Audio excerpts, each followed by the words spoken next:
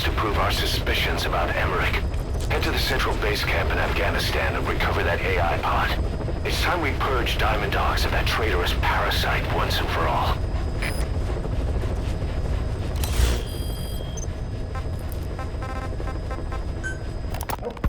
This is Yellow Cake that Cypher was having the PF's transport. Before we met you, the boss recovered it from a truck crossing the savannah. Are there metallic archaea inside it? Yes, the archaea metabolize uranium-235 to subsist. They must be stored inside Yellow Cake, or they cannot survive. So those biological traces we took for impurities were actually the real cargo? Of course they are deactivated, so they do not trigger a sudden enrichment. They are like baker's yeast. Yet, they do gradually enrich the uranium as they feed. I imagine you detected weapons-grade traces. Yeah, we did. And the malachite that was loaded on the truck had traces of uranium in it too. So that's the flower, huh? Skullface was gonna sell do-it-yourself nuke kits. The uranium-enriching archaea complete with the user's manual. And the ores with the uranium could be sourced by the client or provided by Cypher. Even the trace amounts buried in common ores can be enriched to weapons-grade uranium by the metallic archaea. Proving that must have been the most important factor of the trials. That and the ability to successfully prevent detonation. So if the amounts of uranium in the ores are low enough, they can get past any inspection. And you only need a tiny amount of the archaea to act as the yeast. No great challenge to smuggle that either. The first step towards saturating the world with nukes. His plan. That was not my intention. My only goal in developing the metallic archaea was to save the Dene. What made you think a tool for creating undetectable nuclear weapons would save your people? After 70 years, the Dene reclaimed the Navajo nation from which we were banished. We bore all the hardships of poverty. But we were proud to live off the land we called our own. But in the moment the atomic bomb was dropped on Hiroshima, everything changed. I don't get it. The nuclear arms race between the US and the Soviet Union began with the end of the Second World War. Suddenly, there was a massive demand for uranium. And it was our ill fortune that the ground beneath the Navajo Nation was rich with uranium ore. The Black Ana government set up mine after mine, and many of the Dene worked them, never informed of any danger. Every day, they went to work with no protection. The slag was simply piled out in the open. When rain fell, uranium traces left behind would seep out, and when the ground dried, it was blown about as dust. Land and water were contaminated, irradiated. Many of us became sick and died. That pain lives on to this day. I had no idea. Wanting more than anything to revive the land my forebears left to me, I was delighted upon discovering microbes that eat uranium. If they could be domesticated, I believed we could rid our land of uranium. Were you successful?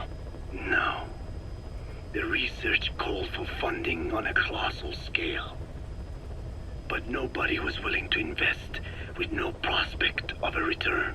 And that's when Skullface showed up. Correct. I can save you and your people. We share the same will. That is what he said to me. And I believed him. Black Ana forced me to abandon my uranium cleanup work and focus on nuclear weapons.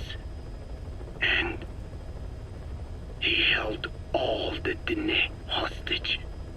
Today, the uranium mines within the reservation are finally closing down. It is simply less expensive now to source uranium overseas. New victims, different places. But uranium is a tactical resource. To rely on a foreign country for it is a difficult decision to make.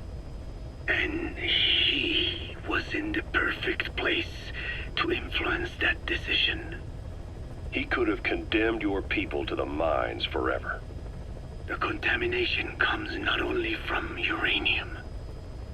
The fallout from the Nevada nuclear tests also settled on our lands.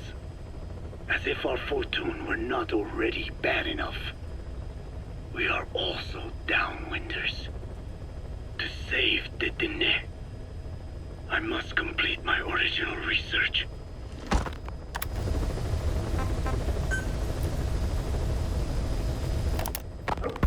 The one that covers the parasite that lives on the surface of the skull's bodies is what gives them their power. Similar to my children who live in my skin. I modified the parasites I isolated from the body of that old man, differentiating them with various abilities. One that can blend perfectly into its surroundings by exposing the pigments in its cells at will.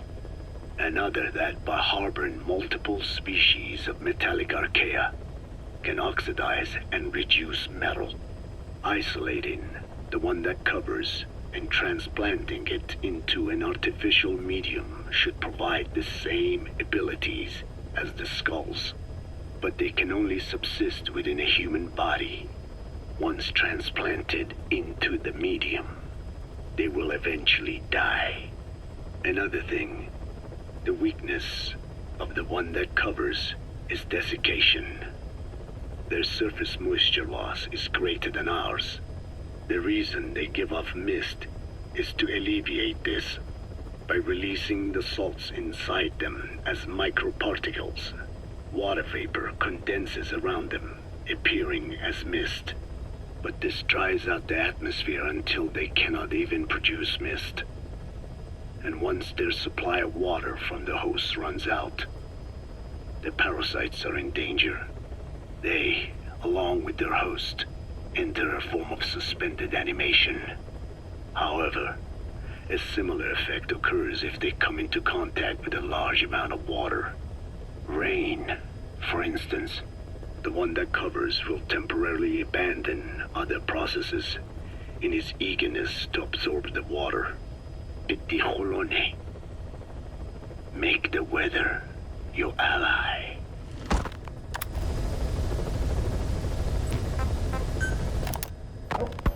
Hewitt's dug up some interesting facts about our skull-faced friend. 9 years ago, he was exiled to South Africa, stripped of political power. The upshot said he ceased being a serious threat, in Cypher's eyes anyway. They eased up on surveillance, giving him an opening to establish his own military unit, one that answered to his will alone. Those men likely had no idea their orders were coming from Skullface. They probably didn't even know the organization was a part of Cypher at all. Anyway, it was in South Africa where he found renewed interest in parasites.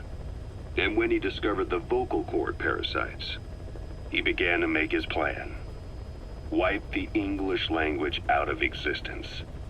Free the world, not by taking men's lives, but by taking their tongues. In his eyes, the greatest symbiotic parasite the world's ever known isn't microbial. It's linguistic. Words are what keeps civilization, our world, alive. There was something Skullface said. America is made up of many peoples, but those peoples never mix. Quite so. One nation, home to hundreds of different ethnic groups, many of whom stick to their respective living areas, little colonies, not interacting with other groups, going out of their way to avoid one another, their land, organizations, relationships. Thus, the United States of America is no melting pot. It is more of a salad bowl. It is not made up from one people, but for its minorities to function in society, a common ground is needed. Language. Even if the country is not one. No, because it's not one, a lingua franca is necessary. English. American hegemonism was born from the illusion that English could unite diverse ethnicities. In taking in people from around the globe, America became a microcosm of it. Now the boundaries between it and the rest of the world have become blurred. However different our neighbors may be, English enables us to create symbiotic relationships with each other. If English can bring unacquainted neighbors together in America, this should hold true for the world. This salad bowl that is the world can also become one.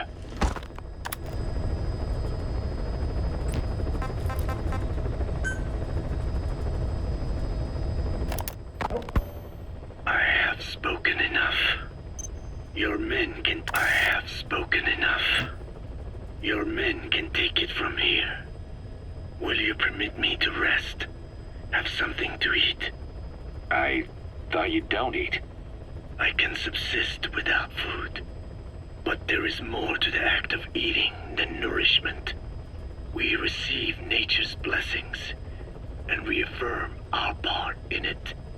And in doing so, we express our gratitude. Sorry, it's, hearing you say you don't need to eat and that you're part of nature in the same breath. Anyway, what can we get you? Not exactly a five-star restaurant, but the kitchen's used to serving a lot of different appetites. Hamburgers. Hamburgers? Even we dinner have become Americanized. I eat them often back home. And you just can't let them go. Well, as far as symbols of the American Empire go, hamburgers are pretty good. The victory of capitalism. Your people suffered so much at the hands of America. And you ask for hamburgers. We have suffered more than you can know. But I do not see hamburgers as an accomplice. A single dish, providing a balanced helping of nature's blessings. Meat, grain, and vegetable. How could anyone hate such a magnificent thing? Says the guy who can survive on photosynthesis. Balance has nothing to do with it. You just like a good burger. That is also true. Be warned, though. I have very high standards. Don't worry. I do too. All right then. One good old-fashioned all-American icon coming up. I look forward to it.